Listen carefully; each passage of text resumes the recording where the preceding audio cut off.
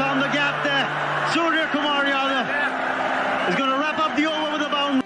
আবারও একটি দুর্দান্ত ম্যাচ, আবারও একটি দুর্দান্ত হার।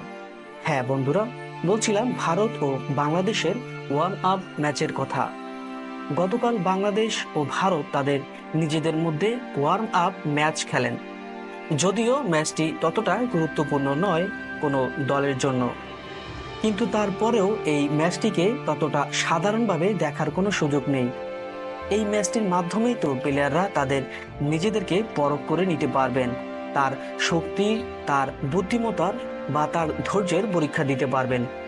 কিন্তু নিয়মিতভাবে বাংলাদেশ দল আবারও ব্যর্থ। ওই যে কথায় আছে না, শেষ ভালো যার সব ভালো তার। আবার অনেকে বলেন শুরুটা ভালো করে দিয়ে আসতে পারলে পরবর্তীতে ব্যাটসম্যান যারা ব্যাট করতে আসবেন তাদের কিছুটা প্রেশার কম থাকবে।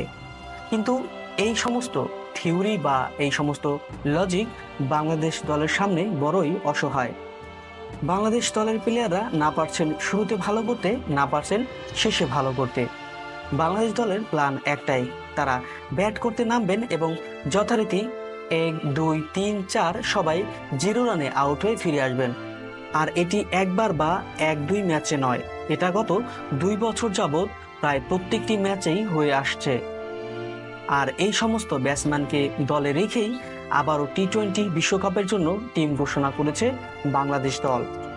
অনেক আলোচনা সমালোচনার পর সাধারণ মানুষ ভেবেছিল অফ ফর্মে থাকা ক্রিকেটারদের নিয়ে টি-20 দল ঘোষণা করা হয়েছে, তারা হয়তো সেখানে গিয়ে কিছুটা ভালো করবে।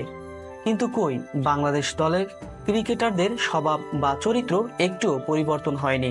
তারা উল্টো সেখানে গিয়ে মাত্র নবীন দল আমেরিকার সাথে তারা সিরিজ হেরে বসে আছে। এর থেকে দুঃখ আর এর থেকে যন্ত্রণাদায়ক ব্যাপার আর কি হতে পারে একজন ক্রিকেট প্রেমীর কাছে। যদিও ক্রিকেট অনিশ্চয়তার খেলা, কিন্তু এতটাও অনিশ্চয়তা নয় যেখানে একটি নবীন দলের সাথে 120 থেকে 130 রানের টার্গেট দিতে তাদের সবগুলো উইকেট হারাতে হয়।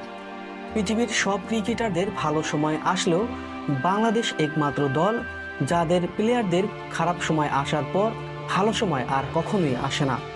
আসলে কি ভালো সময় আসে না, নাকি তারা চেষ্টাই করে না তাদের ভালো সময়কে ফিরিয়ে আনার?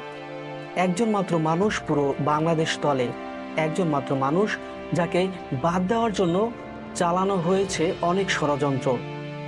এমন ঘটনাটি ঘটেছে মোহাম্মদুল্লাহ রিয়াদের সাথে, যেখানে বাংলাদেশের একের পর এক ব্যাটসম্যানগুলো 0 রানে প্যাভিলিয়নে ফিরে আসতেন, যেখানে ব্যাটসম্যানরা বল ব্যাটে লাগাতে পারছেন না, বাউন্ডারি পাচ্ছেন না, সেখানে মোহাম্মদুল্লাহ রিয়াদ তিনি কখনো 200 স্ট্রাইক রেটে, কখনো 150, কখনো আবার 170 থেকে 180 স্ট্রাইক রেটে ব্যাট করে যাচ্ছেন।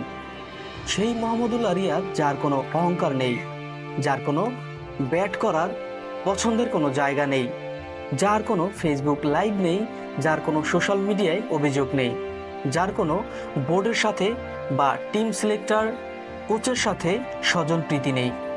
খুবই সাধারণ একজন মানুষ, প্রত্যেকটি ম্যাচেই তিনি প্রমাণ করে দিচ্ছেন টি-20 ও ওয়ানডেতে কিভাবে ব্যাট করতে হয়। বিসিবি প্রধান, টিম সিলেক্টর, কোচ সবাইকে বাধ্য করেছেন তাকে দলে অন্তর্ভুক্তি হওয়ার জন্য। যাই হোক বন্ধুরা, তারপরেও বাংলাদেশ আমাদের নিজেদের দল, তাদের জন্য শুভকামনা রইল। তারা যেন টি-20 বিশ্বকাপের মূল পর্বে ভালো পারফর্ম করতে পারে। আসুন আমরা সবাই মিলে তাদেরকে মন থেকে সাপোর্ট করি। ভিডিওটি ভালো লাগলে লাইক, কমেন্ট, শেয়ার করে দিবেন। আর যারা ফেসবুক পেজে দেখছেন তারা ফেসবুক পেজটি ফলো করে রাখবেন, এবং যারা ইউটিউবে দেখছেন তারা ইউটিউব চ্যানেলটি সাবস্ক্রাইব করে রাখবেন পরবর্তীতে এই ধরনের খবরগুলো সবার আগে পাওয়ার জন্য।